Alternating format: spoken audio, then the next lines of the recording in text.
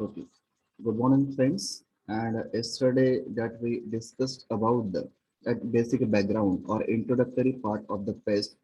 And in that introductory part of the pest, just we focus about the definition of that pest, how that species or one of the species when the population increases and which caused a certain extent to that of the damage to the what we say that the agriculture form, then the man welfare or their property, we say that here. And we know about that a single species as the favorable condition which is observed and which whose population increases and transform into the pest. Certain reasons that we already discussed in this studies lecture here. Okay. समोर आपण बघतोय की कुठली paste असू शकते. आपण वारंवार म्हटलं की ती पेस्ट की ज्याचं पॉप्युलेशन वाढलंय आणि पॉप्युलेशन वाढल्यानंतर which provide certain type of the diseases or it may cause the injury or it damage to the agriculture field or even to the man's welfare or their properties here. ठीक आहे ना. पण paste म्हणजे नेमकं काय हे आपल्याला कळलं, पण कुठे पेस्ट आहेत, कोणते कोणते पेस्ट आहेत ते आपल्याला जाणून घेणं गरजेचं आहे. As per the morphological differences, the various that pest which is observed globally here, and that pest may be in the form of the insect. ह्या जे इथे दिसतात examples, these are the very important that pest and which at certain extent which cause the certain type of the damage also. Insects आहेत nematodes, ठीक आहे. weeds जे agriculture field मध्ये दिसतात त्याला आपण निंदणी हा प्रकार केला जातो ऍग्रिकल्चर फील्ड मध्ये. मायक्रो ऑर्गॅनिझम्स बरेच प्रकारच्या सध्या पॅन्डेमिक सिच्युएशन आहे, त्याचं पॉप्युलेशन प्रोडक्शन अतिशय जास्त प्रमाणामध्ये झाल्यामुळे which cause the certain type of the injury. Mollusc आहेत जे शंखामध्ये असणारे काही प्राणी आहेत, गोगलगाय असं आपण आपल्या मराठी भाषेमध्ये म्हणतोय, which at certain extent they consume the roots of the that agriculture crops here. Mites, ठीक आहे, जे पेट ॲनिमल्स आहेत किंवा डोमेस्टिक ॲनिमल्स आहेत त्यावर अटॅक करतात माइट्स. व्हर्टिब्रेट्स काही जे आहेत, मागे कालच्या लेक्चरमध्ये आपण सिलेबस मध्ये आपण बघितलं, that is the last unit, non insect paste. म्हणजे नॉन इन्सेक्ट पेस्ट म्हणजे इन्सेक्ट व्यतिरिक्त इतर जे पेस्ट आहेत. पण आपल्या सिलेबसला काही व्हर्टिब्रेट्स घेतले आहेत in the form of the birds आहेत, रॅट्स आहेत, ठीक आहे, आणि मॉलस्क आहेत. असे तीन प्रकारचे तिथे पेस्ट घेतलेत नॉन इन्सेक्ट पेस्ट. त्यामध्ये व्हर्टिब्रेट्स, बर्ड्स आणि आपल्याला काय म्हणतो आपण की रॅट्स आपण एक्झाम्पल मध्ये आपण डिस्कस करणार आहोत. Okay, these are the different that pest which attack to the different type of the properties here. Now today's lecture here, ठीक आहे, आतापर्यंत हे आपण एक्सप्लेन केलेलं आहे की पेस्ट नेमकं काय आहे हे लक्षात आलंय. तरी मॉर्फॉलॉजिकल डिफरन्सेस आपल्या लक्षात आले, different type of the paste आपल्याला महत्वाचे आहे, ठीक आहे. पण आता अजून समोर जातोय, आपल्याला खास करून इन्सेक्टच्या बाबतीमध्ये आपल्याला विचार करायचा आहे.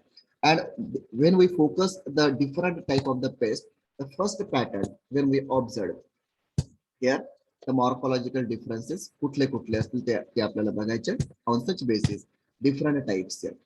पहिली जी पेस्ट जी आहे that is the regular pest. नावच तिचं आहे regular pest. what is the meaning behind him? Regular, जी युनिफॉर्मिटी मेंटेन करते. दरवर्षी ती पेस्ट तयार होते due to the favourable condition which is maintain by our side here. आपल्याकडनं फेवरेबल कंडिशन मेंटेन केलेली असल्यामुळे ती पेस्ट जी आहे दरवर्षी सातत्याने आपल्याला दिसते. बघूया डेफिनेशन मध्ये, a pest that occurs every crop season. या वर्षी कॉटन फील्ड आहे, पुढल्या वर्षी त्याच एरियामध्ये कॉटन फील्ड असेल, नेक्स्ट इयरला सुद्धा त्याला आपण मोनोकल्चर असं आपण म्हणतोय. एकच जे क्रॉप जे आहे दरवर्षी घेणे, परंपरागत शेती असं आपण म्हणतोय. आणि परंपरेने ह्या शेती जर जात असेल, चालू असेल, तर that pest certain type of the pest will remain in that area as it is here. आणि त्याला आपण नाव देतो regular pest and which causes yield losses here. आणि प्रोडक्टिव्हिटी जी आहे एक प्रकारे डिक्लाइन करण्याचं काम ते करत असतात. Frequently occurs on the crop, क्रॉपवर आपल्याला दरवर्षी दिसतंय. एक्झाम्पल्स कोणते कोणते असतील? राईस स्टेम बोरर, जे स्टेम जे आहे राईसचं, ठीक आहे ना, तर ते वुडी तर नसतं, हार्ड नसतं, एक प्रकारे पोकळ असतंय, ठीक आहे ना. आणि ते स्टेम एक प्रकारे बोर करण्याचं काम काही इन्सेक्ट करत असतात, त्याचं नाव आहे राईस स्टेम बोरर. आणि त्याच्यामुळे ते स्टेम उभं नसतं, ते पडून जाते, ते झोपून जाते एक प्रकारे असं आपण म्हणतोय. Fruit that specially brinjal fruit and the shoot borer. घरी इथे मार्केटमध्ये गेले ब्रिंजल जर आपण विकत घेण्याचा प्रयत्न केला तर काही ब्लॅकिश होल दिसतात तिथे. ते जर व्यवस्थितरित्या आपण कापलं तर त्यामध्ये एक पिंकिश कलरची अळी दिसते. ठीक आहे ना. तर ती अळी कुणाची असेल तर that brinjal fruit or the shoot borer. एक प्रकारे प्रोडक्टिव्हिटी डिक्लाइन करण्याचं काम ते करत असतात. These are the examples we see that. ठीक आहे.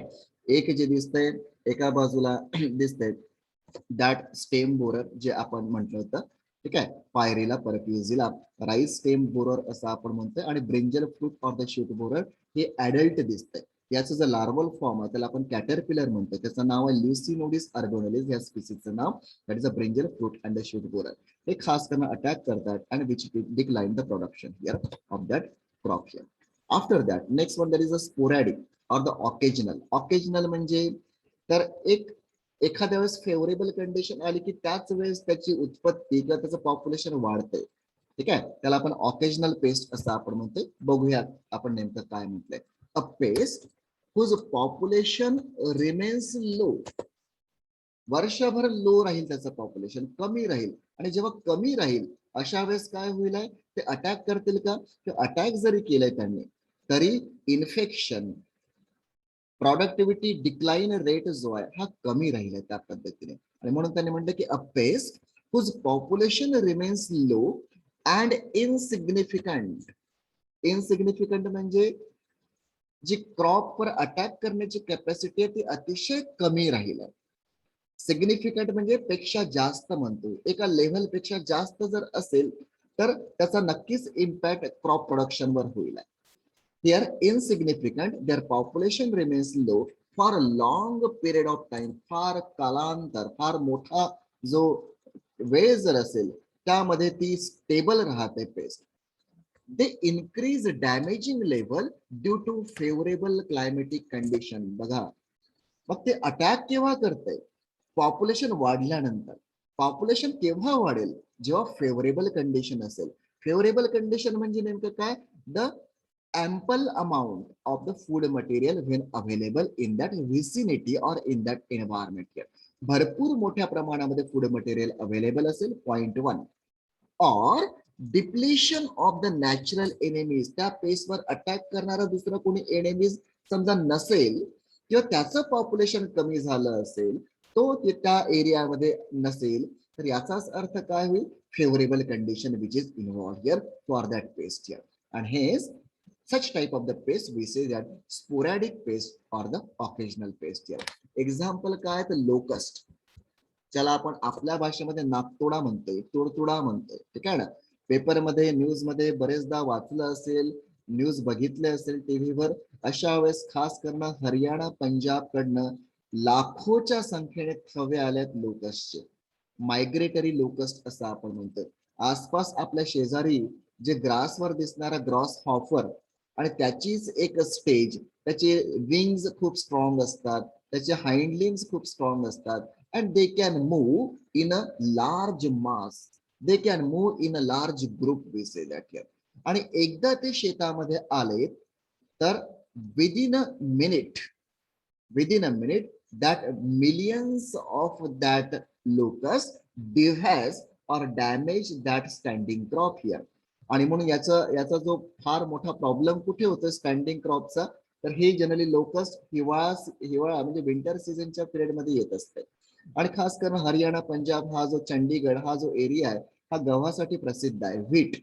आणि खास करून अफगाणिस्तान पाकिस्तान या इकडनं ही पेस्ट येत आहे आणि at A time within a minute पूर्ण ते स्टँडिंग क्रॉप जे आहे पूर्णपणे डॅमेज करते. अतिशय भयानक ही कंडिशन आहे. दुसरी कंडिशन मागच्याच वर्षी न्यूज मध्ये तुम्ही बघितलं असेल यवतमाळ अकोला वर्धा जिल्हा जो आहे इथे फार मोठ्या प्रमाणात ही पेस्ट ह्या लोकस्ट आली होती आणि त्यांनी आता स्टँडिंग क्रॉप जो आहे पूर्णपणे नाहीस केलं होतं, नष्ट केलं होतं. त्याच्यामुळे त्याचं which directly impact is on that productivity here. Mango stem borer. ठीक आहे. आता मँगो स्टेम बोरर जे मँगो जे असते पिकलेले जे आंबे जे असतात त्याची जी घुई आहे त्याच्या आतमध्ये एक अळी सुद्धा आपल्याला दिसते. जेव्हा त्याला आपण कट करतोय बरेचदा मँगो मध्ये सुद्धा आपल्याला दिसते एक अळी दिसते. That is a one of the developmental stage of that stem borer. ठीक आहे. जिथे वूड कटिंग होतंय, आराम मशीन असं आपण वूड कटिंग जेव्हा होतंय त्या कटिंग मध्ये आपल्याला मोठ्या अळ्या दिसतात, स्लगिश मुवमेंट त्याची दिसते, फार मोठ्या दिसतात त्या, ठीक आहे ना. That is the stage is of the mango stem borer. Hairy caterpillar, ठीक आहे. हे केव्हा सगळं शक्य आहे, हे केव्हा येतात, अचानकपणे येऊन जातात जेव्हा weather condition, food material available असेल आणि त्यावर अटॅक करणारे अॅनिमल्स जे आहेत, इतर एनिमीज आहेत त्याच्याशी रिलेटेड, त्यांची संख्या फार कमी असेल, अशा वेळेस त्यांचं पॉप्युलेशन वाढतंय. And such type of the pest we say that sporadic pest or the occasional pest. Hairy caterpillar एक प्रकारे त्याला आपण आपल्या भाषेमध्ये कोल्ही असं आपण म्हणतोय. ब्लॅक कलरचे असतात अळ्या, ठीक आहे. आणि घरी आसपास आपल्याला दिसतात किंवा बाहेरच्या बाजूला दिसतात, तर त्यांचे हेअर्स फार मोठे असतात, ठीक आहे. आपण टच जर केलं तर ते हेअर्स आपल्या शरीराला रुततात, ठीक आहे. That are the hairy caterpillars. अशाच पद्धतीचे कॅटरपिलर्स आपल्याला ऍग्रिकल्चर फील्ड मध्ये दिसतात, खास करून कॉटन फील्ड असेल, सोयाबीन फील्ड असेल, यामध्ये फार मोठ्या प्रमाणात दिसतात. व्हाईट ग्रब, ठीक आहे. व्हाईट कलरचा आपल्या लक्षात आला. ग्रब, ग्रब असं one of the developmental stage. Grub caterpillar आपल्याला माहिती आहे त्याला लेग्स असतात, paired leg, and due to which they can walk, due to which they can move from one crop plant to the another crop plant. ग्रबला legs नसतात, ठीक आहे. Legless असं आपण म्हणतो, लेगलेस डेव्हलपमेंटल स्टेज, त्याला आपण ग्रब असं आपण म्हणतो. कुठे दिसते खास करणं, जे आपण तांदूळ निवडतोय आपण घरी, अशा वेळेस छोट्या छोट्या अळ्या दिसतात, ते फक्त वळवळताना आपल्याला दिसतात. That is the one of the stage of the beetle. घरी असणारे धनुर जे आहेत, ठीक आहे ना, ब्राउनिश किंवा ब्लॅकिश कलरचे, त्यांची ही एक डेव्हलपमेंटल स्टेज आहे. त्याचं पॉप्युलेशन घरी जर भरपूर मोठं धान्य जर साठवून ठेवलं आणि त्याची काळजी घेतली नाही आपण, तर that such type of the pest which also attack here. Okay, these are the certain examples जे मगाशी म्हटलं की लोकसचं उदाहरण घेतलं. This is a locust. आणि डाव्या बाजूला जी इमेज दिसते ती पूर्ण लोकसने पूर्णपणे कॅप्चर केलेली आहे. एक प्लांट दिसतंय आणि त्या प्लांटवर लाखोच्या संख्येने ते लोकस तिथे दिसतात, हे लक्षात ठेवायचंय. That plant is the one of the agriculture crop plant, ठीक आहे. आफ्टर दॅट स्पोरॅडिक पेस्ट, इथे जे म्हटलं की हेअरी कॅटरपिलर, या पद्धतीने डायग्राम्स तुम्ही बघितली असेल, ठीक आहे. हे खाली जे डायग्राम दिसते मँगो स्टेम बोरर, जे मँगोचे जी झाडं जे आहेत किंवा इतर जे प्लांट्स आहेत त्याचा स्टेम मोठा असेल, अशा वेळेस हे एक प्रकारे त्या शॅडो प्लेसेस मध्ये लपलेले आपल्याला दिसतात mango stem borers. Okay, next one, third is the seasonal paste. Seasonal paste मध्ये नेमकं काय असेल, नावच आहे सीजनल, सीझन प्रमाणे येणं. Here it occurs during a particular season every year. दरवर्षी येते ते एक पर्टिक्युलर सीझन, त्याच सीझन मध्ये आपल्याला दिसतं. का कारण असेल ते आपण बघतोय. सम प्रिफर द वॉर्मर मंथ्स. आता काही जी पेस्ट आहे ते केव्हा दिसतं आपल्याला, वॉर्मर मंथ म्हणजे समर सीझनचे जे मंथ आहेत, खास करणं आपण म्हणतो की मार्च असेल, एप्रिल, मे, जून, या सीझन मध्ये आपल्याला ही पेस्ट अशा पर्टिक्युलर स्पेस ज्या आहेत त्याच पिरियड मध्ये दिसते. कशासाठी दिसतात त्या पेस्ट, त्याच वेळेस का आल्या, due to having a better environment to breed in, and of course feed and others are likely to be more active in your home. ठीक आहे. पहिलं सेंटेन्स आपण क्लिअर करण्याचा प्रयत्न करतोय. During the warmer month specific paste which are observe here, they feel the better environment for the breeding purposes here. Breeding म्हणजे mating period संपल्यानंतर egg laying करणे, त्या पिरियड मध्ये एकदा एग लेइंग केलं की काही काळ ते त्याच पद्धतीने राहतात. जवळपास 8 ते 15 दिवसानंतर ते एग हॅच होतात, त्याचे लार्व्ही बाहेर पडतात आणि तोपर्यंत पावसाळा येऊन जातो. That is after the end of the June month, ठीक आहे ना. पावसाळा सुरू झाल्यानंतर त्यांचे बरेच प्लांट्स तिथे येतात, डेव्हलप होतात, ग्रोथ होते त्यांची, and ultimately they attack on that growing parts of that plant. Okay, and of course feed, ते कंटिन्युअस फीड करतात. And others are likely to be more active in your home or business during the colder months also. ठीक आहे. फक्त warmer months मध्ये दिसतात असा त्याचा भाग नाही, तर जे हिवाळा जो ऋतू जो आहे त्या पिरियड मध्ये सुद्धा काही पेस्ट आपल्याला दिसतात. कोणत्या पेस्ट असू शकतात?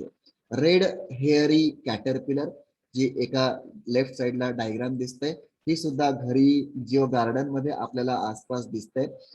ऑन द ग्राउंड नट, ठीक आहे ना. शेंगदाण्याचं उत्पादन आपल्याकडे सुद्धा फार मोठ्या प्रमाणामध्ये घेतलं जातं. कधी त्यामध्ये एग्रीकल्चर फील्डमध्ये वेअर दॅट ग्राउंड नट वगैरे असेल, ठीक आहे ना, अशा वेळेस हे बघायचे हेअरी कॅटरपिलर्स जनरली ब्राऊन कलरचे दिसतात किंवा रेड कलरचे दिसतात, which also fades on the foliage of that plant. त्याच्यामुळे ग्रोथ त्याची होत नाही, त्याच्यामुळे फ्रुट्स आपल्याला तयार करता येत नाही. That's a great problem. Mango hopper, ठीक आहे, बरेचदा रात्रीच्या वेळेस हे एक प्रकारे विशिष्ट प्रकारचा आवाज काढतात, ठीक आहे, आणि रात्रीच्या वेळेस जेव्हा आपण जात असतोय आपल्या गाडीचा लाईट जो असतो तो चालू असेल तर अशा वेळेस ते डोळ्यांवर येत असतात आसपासनं, ठीक आहे ना, आसपासच्या झाडावर आपल्याला दिसतात. मँगो हॉपर म्हणजे फक्त मँगोवरच असतं असं नाही, परंतु जनरली ते मँगो प्लांट्सवर आपल्याला दिसतात. लीफचा लोअर सरफेसवर त्यावर आपल्याला दिसत असतात. Which are the plant SAP सकर, ठीक आहे ना. जेव्हा हे थवेच्या थवे ऍग्रिकल्चर फील्ड मध्ये जातात तर फॉलिएज किंवा लीफ जे आहे तिथलं प्लांट सॅप जे ते सक करण्याचा प्रयत्न करतात. त्याच्यामुळे त्याचा इम्पॅक्ट फोटोसिंथेसिसवर होतोय, फूड प्रोडक्शनवर होतोय आणि ultimately decline the crop productivity also. Okay, these are the seasonal pest here. After that next is a persistent pest. परसिस्टंटचा मिनिंग आहे की नेहमीसाठी, ठीक आहे. बघूया आपण डेफिनेशनच्या बाबतीमध्ये. Occurs on the crop throughout the year, वर्षभर ती त्यामध्ये त्या क्रॉपवर प्रेझेंट राहते and is difficult to control. अशी सिच्युएशन जर असेल तर अशा वेळेस which create the certain problems here. Example जर म्हटलं तर सध्याच्या दृष्टीने शुगर केन जे आहे, ठीक आहे ना, त्याच्या मुळाशी जमिनीच्या खाली मुळाशी एक मोठी अळी दिसते, कॅटरपिलर दिसते आपल्याला. That caterpillar is the one of the developmental stage of the beetle. Red कलरचा बिटल असतोय तो, खास करून आता जून जुलै मध्ये पुढल्या वर्षी, ठीक आहे ना, जून जुलै मध्ये तो फार मोठ्या प्रमाणात दिसतोय. आता जर जे शुगर केन जे प्लांट आहे ते एक प्रकारे वाळलेले तुम्हाला दिसतील, ते जर बाहेर काढले गेले, ठीक आहे ना, जमिनीतनं बाहेर काढले गेले आणि तिथं असं खोदकाम जर केलं त्या मुळाशी, तर we get certain type of the stages, that is caterpillars असं आपण म्हणतोय. हे एक प्रकारे परसिस्टंट पेस्ट आहेत, ठीक आहे. इथे काय म्हणते की that they are typically small, mobile and have high reproductive potential. म्हणजे काय, सगळेच इन्सेक्ट जे आहेत, खास करून those we say that these are the pest here. आणि सॉरी, हे जे पेस्ट जे आहेत त्यांचं ते पेस्ट का बरं झाले तर याचं रिझन आपण अनेक बघितले. डिफॉरेस्टेशन असेल, मोनोकल्चर असेल आहे, परंतु त्यासोबत त्यांनी स्वतःमध्ये अडॅप्टेशन घडवून आणलेले आहेत, ठीक आहे. साईज जो आहे एक प्रकारे आपल्याला कमी दिसतोय, ठीक आहे. साईज जो आहे ओव्हरऑल बॉडी साईज हा कमी दिसतो आपल्याला. सेकंड कंडिशन जी आहे ती त्याचा रिप्रोडक्शन रेट खूप जास्त आहे. एकदा फिमेल मेटिंग झाल्यानंतर फिमेलने अंडी दिली तर near about 1000 to 5000 eggs which is laid in a one life cycle, ठीक आहे ना. आफ्टर दॅट एग लिंक झाल्यानंतर तिची डेथ होऊन जाईल आहे. पण ते जे जवळपास 1000 ते 5000 जे एग्स जे आहेत त्यातले जवळपास 50% जरी फ्लरिश झाले, 50% एक व्यवस्थितपणे हॅच झाले, तरी जवळपास आपण 500 ते 1000पर्यंत आपल्याला ते एक स्पीसीची पॉप्युलेशन वाढताना दिसेल. आणि अशा वेळेस त्यांचं पॉप्युलेशन जेव्हा वाढतंय त्यावेळेस which attack on that different type of the crop plants here. The pest that transmit the diseases also.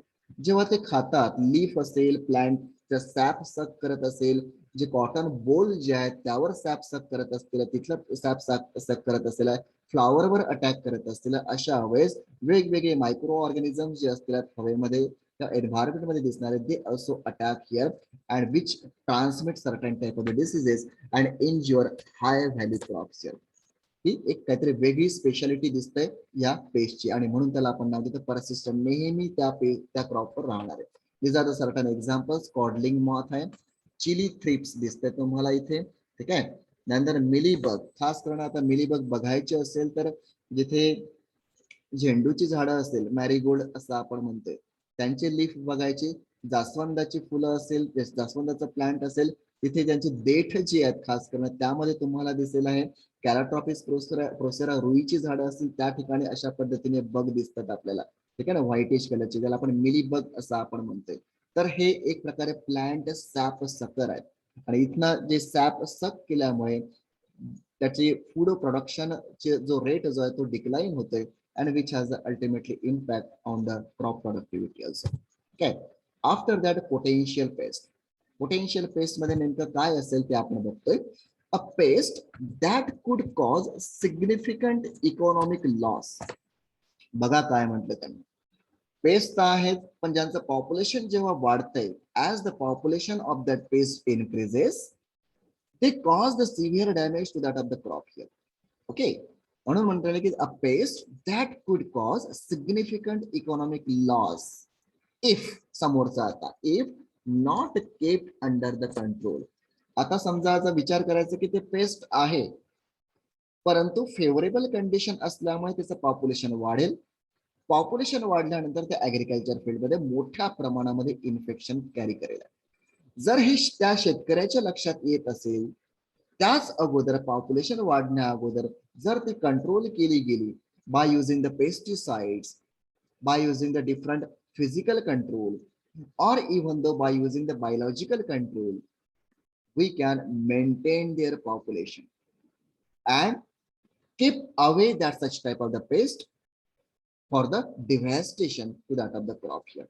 Okay, controlled by their natural enemies here. Natural enemies त्या पेस्ट वर अटॅक करणारे कोणते असतील आहेत? बर्ड्स आहेत, दुसरे इतर इन्सेक्ट असतील आहेत, लिझार्ड्स असतील आहेत, स्नेक असतील आहेत किंवा फ्रॉग्स सुद्धा आहेत. ठीक आहे ना. अशा पद्धतीचे जर तिथे असेल इनॉक्युलेशन, तर फार मोठ्या प्रमाणामध्ये आपल्याला काय होईल, त्या पेस्ट पासून बचाव करता येईल. It will take advantage of delayed crop emergence. आपण काय करू शकतो या बाबतीमध्ये? समजा ती पेस्ट वारंवार येत असेल, आपल्या ऍग्रिकल्चर फील्डमध्ये अटॅक करत असेल आणि त्याचा डायरेक्टली इम्पॅक्ट आपल्या प्रोडक्टिव्हिटीवर होत असेल, तर आपण काय करू शकतो? ते क्रॉप ज्या वेळेस सोविंग करतोय, आपण सीड्स आपण टाकतोय ऍग्रिकल्चर फील्डमध्ये, तो जो रुटीन जो आहे, ते जे दिवस आहेत त्या दिवशी आपण करतोय किंवा एक पर्टिक्युलर पिरियड आहे, सीझनल पिरियड असं आपण म्हणतो सोविंगचा, तो थोडासा डिले करायचा. डिले करायचा म्हणजे थोडासा उशिरा लागवड करायची. उशिरा लागवड केल्यामुळे काय होईल, ते जमिनीमध्ये असणारी जी पेस्ट आहे, खास करून कपूनच्या रूपामध्ये, ती ऍडल्ट होणार नाही. ऍडल्ट जरी झाली तरी तिला फूड मटेरियल मिळणार नाही. का बरं? कारण की त्या एरियामध्ये आपण 8 ते 15 दिवस उशिरा लागवड करतोय. ती ऍडल्ट झाल्यानंतर तिला तिथनं दूर जावं लागेल, कारण की तिला फूड मटेरियल फार महत्वाचं असेल. ते जर आपण या पद्धतीने जर आपण मॅनेजमेंट केलं व्यवस्थित, तर एक प्रकारे आपण तिला दूर करू शकतोय. The delayed crop emergence or herbicide applications. Herbicide म्हणजे that one of the chemical which attack or which completely destroy the herb. जे विडीसाइड म्हणतो एक प्रकारे, किंवा हर्बिसाइड्स जे आहेत, अशा पद्धतीचा वापर आपण करू शकतोय. कुठले कुठले आहे तर fruit tree red spider mite, जे पहिल्या डायग्राम मध्ये दिसते, एक प्रकारे स्पायडर दिसते, that is a type of the mite. Spodoptera litura, सगळ्याच क्रॉपवर ही अटॅक करते स्पोडोप्टेरा ल्युटिरा. ब्लॅक कटवॉर्म्स, ठीक आहे, अँड अल्फा अल्फा विविल, ठीक आहे. असे अनेक वेगवेगळ्या प्रकारचे स्पीसीज आहेत insect pest which attack is on the different crop and decline their productivity also. Next one, that is a key pest. आता की म्हणजे काय हे आपण जाणून घेण्याचा प्रयत्न करतोय. इन केस ऑफ दॅट की paste, many insect whose population are always above the damage threshold. थोडंसं टर्मिनॉलॉजी लक्षात घ्यायची आहे. काय म्हटलं त्यांनी लक्षात ठेवायचंय? Many insect whose population are always above the damage threshold. एक याला दुसरा आपण शब्द देतो की लेव्हल म्हणतो आपण त्याला, ठीक आहे. Suppose population, this is the level we say that here. आणि इथे ही एक प्रकारे इन्सेक्ट आहे, and that insect where the favorable condition which is present and due to which increase the population here. And as the population when increases here, which cause a certain damage or extension of the damage to that of the agriculture field here. आणि ही एक प्रकारे level आहे, या लेव्हलच्या समजा वर गेलं तर which cause the severe damage and directly impact on the economy of that crop here. लक्षात, they cause severe damage to the crop here. आणि जेव्हा पॉप्युलेशन प्रचंड वाढतंय तर एक प्रकारे डॅमेज करते ऍग्रिकल्चर फील्डला हियर. कुठले कुठले एक्झाम्पल्स असतील आहेत? दॅट चिकन और चिकपी पॉड बोरर. चिकपी वाटाणा आपल्याला माहिती आहे, वाटाण्याच्या शेंगा, त्याच्यामध्ये सुद्धा अळ्या दिसतात आपल्याला, ठीक आहे. त्या अळी ज्या, that is one of the developmental stage, caterpillar आहे त्या चिकपी पॉड बोररचं. कॉटन बोलवॉर्म आपल्याला माहिती आहे, ठीक आहे. पेक्टिनोफोरा गॉसिपिएला, कॉटन बोलवॉर्म, बोलगार्ड, असे अनेक वेगवेगळे केमिकल्स म्हणा किंवा वेगवेगळे सीड्स म्हणा अवेलेबल आहेत मार्केटमध्ये. यापासून अटॅक होण्यापासून वाचण्यासाठी. परंतु कॉटन बॉलवर्मची कंडिशन जी आहे खास करून तो त्याचे जे कॅटरपिलर्स जे आहेत which attack on the foliage, आलं लक्षात. आणि एक प्रकारे इतकं त्याचं पॉप्युलेशन समजा वाढलं तर which also attack on the growing that cotton bolls also. त्यामध्ये असणारे जे ही मटेरियल आहे ते खाऊन घेतात, त्याच्यामुळे stunted the growth of that plant here. Diamond black moth हे सुद्धा ऍग्रिकल्चर फील्ड मध्ये आपल्याला मोठ्या प्रमाणात दिसतंय, खास करून शुगर केन असेल. Here is the sugar cane borer जे इथे दिसतंय पायरीला परक्युझिला. ठीक आहे, अशा पद्धतीचे प्लांट्स वर अटॅक करणाऱ्या पेस्ट जे आहेत त्यांना आपण की पेस्ट असं आपण म्हणतोय. Next is the major pest. हा सुद्धा महत्वाचा भाग आहे की मेजर पेस्ट कुणाला म्हणायचं आणि मायनर पेस्ट कुणाला म्हणायचं. सरळ साधं गणित आहे याचं. That major pest are those that cause damage over 10%. म्हणजे काय, 10% जास्त पॉप्युलेशन. समजा आपण विचार करू की एका फील्ड मध्ये फार मोठ्या प्रमाणात समजा ती पेस्ट आढळत असेल आहे, मागच्या वर्षी तिचं लेव्हल जी कमी होती परंतु या वर्षी ती 10%पेक्षा जास्त दिसतंय आपल्याला, तर समजून जायचं की which cause the severe damage, no doubt due to the because of the whose population highly increases here. आणि अशा पेस्टला मेजर पेस्ट असं आपण म्हणतोय. Several insect groups attack the flowers, fruits, leaves and the branches. आणि अशा पद्धतीच्या ज्या मेजर पेस्ट ज्या आहेत ते कुणावर अटॅक करतात, तर क्रॉपवर अटॅक करतात. किंवा फॉरेस्ट जे फील्ड असेल तिथे, आपले गार्डन असतील तिथे, किंवा फिश फार्म असेल, एक प्रकारे पिगरी असेल, गोटेरी असेल, तिथे सुद्धा इन्सेक्ट अटॅक करत असतात आपल्याला माहिती आहे. पण ऍग्रिकल्चर फील्डचा जेव्हा आपण विचार करतोय आणि याचं पॉप्युलेशन समजा 10%च्या वर असेल, तर which attack on the flowers, on the fruits, they attack and feeds severely or voraciously on the leaves also, or even the growing that branches also. Lepidopterous fruit borers are generally, that is very important. Lepidopterous fruit borer are generally the most important pest affecting the productions here. Lepidopterous fruit borers म्हणजे याचा अर्थ काय, खास करून त्याची developmental stage. Generally adult जे आहेत हे फ्लावरवर अटॅक करतात. फ्लावर मध्ये असणारा नेक्टर जे आहे ते सक करण्याचा प्रयत्न करत, कारण त्याचे माउथपार्ट तसे बनलेले असतात. You know about the butterflies here. Butterfly and the moth both are included in a group. त्याचं नाव आहे ऑर्डर लेपिडोप्टेरा. दॅट एक प्रकारे ऑर्डर आहे क्लास इन्सेक्टाचा. ठीक आहे, दॅट लेपिडोप्टेरस फ्रूट बोरर याचा अर्थ काय असेल, त्याची जी डेव्हलपमेंटल स्टेज आहे कॅटरपिलर आपण त्याला म्हणतोय. That caterpillar which continuously feeds on the soft tissue of that fruits also. ठीक आहे, आणि एक प्रकारे ड्रिल करण्याचं काम करतात, बोर करण्याचं काम करतात and directly affect the production. कुठले कुठले एक्झाम्पल्स असू शकतात, कॉटन जॅसिड, हे कॉटनवर आढळणारे जॅसिड्स आहेत एक प्रकारे, आणि एक हलकासा साऊंड ते तयार करत निर्माण होते, एक आपल्याला ऐकू येते. तर यांचं पॉप्युलेशन फार मोठ्या प्रमाणामध्ये तिथे दिसत असेल तर we get the idea, no doubt, that cotton acids which are present in that agriculture fields here. Rice stem borer, ठीक आहे, जे दिसतंय आपल्याला बार्क बोरर, स्केल इन्सेक्ट, असे अनेक प्रकारचे एक्झाम्पल्स आपल्याला दिसतात. ऍज दर हे ग्रुप मध्ये असतात, त्याचं पॉप्युलेशन जास्त झालं 10%पेक्षा जास्त, that is the major pest and cause the severe damage to the field here. After that next one, that is a minor pest here. What is minor pest? आता तिथे 10%पेक्षा जास्त जर प्रोडक्शन होत असेल त्या एखाद्या इन्सेक्टचं, तर त्याला आपण मेजर पेस्ट असं आपण म्हणतोय. पण 10%पेक्षा कमी जर असेल त्याला सिंपली आपण काय म्हणतोय, मायनर पेस्ट असं आपण म्हणतोय. These are those that cause damage between 5% to the 10%. 5 ते 10%च्या पेक्षा त्या रेंज मध्ये असेल तर we say that minor pest here. Damages below 5% are tolerable and often negligible. जर 5%पेक्षा कमी जर इन्फेक्शन होत असेल त्याला आपण पेस्ट म्हणत नाही एक प्रकारे, ते त्यांचं रुटीन आहे. पण ते पॉप्युलेशन वाढलंय, फेवरेबल कंडिशन आहे, त्यावर अटॅक करणारे एनिमीज नसेल, त्याचं पॉप्युलेशन नक्कीच वाढेल. ठीक आहे, this pest are localize to certain area. Garden मध्ये असणारे जे पेस्ट आहेत एक प्रकारे खूप सारे अटॅक करत नाहीये. ठीक आहे ना, एखादी लाईफ सायकल कम्प्लीट झाली की ते निघून जातात, त्यात पुरती असते ती. त्याचं इन्फेक्शन असेल किंवा त्याचं डॅमेज असेल अतिशय लो लेवलला असेल. कॉटन स्टेनर तुम्हाला माहिती आहे, त्याला आपण नाव देतो रेड कॉटन बग असं आपण म्हणतो, कॉटन स्टेनर. ठीक आहे, त्यानंतर थ्रिप्स आहेत, माइट्स आहेत, राईस हिस्पा, ऍश विविल जे इथे दिसतं, राईस हिस्पा, ऍश विविल, अशा पद्धतीचे काही इन्सेक्ट आहेत which is the minor paste. माहिती लक्षात तुमच्या? इथे आपण थांबतोय. आपण आज सगळ्या टाइप्स ऑफ द पेस्ट बद्दल बघितलंय. ओके, पुढल्या वेळेस आपण बघूया that paste of the cotton.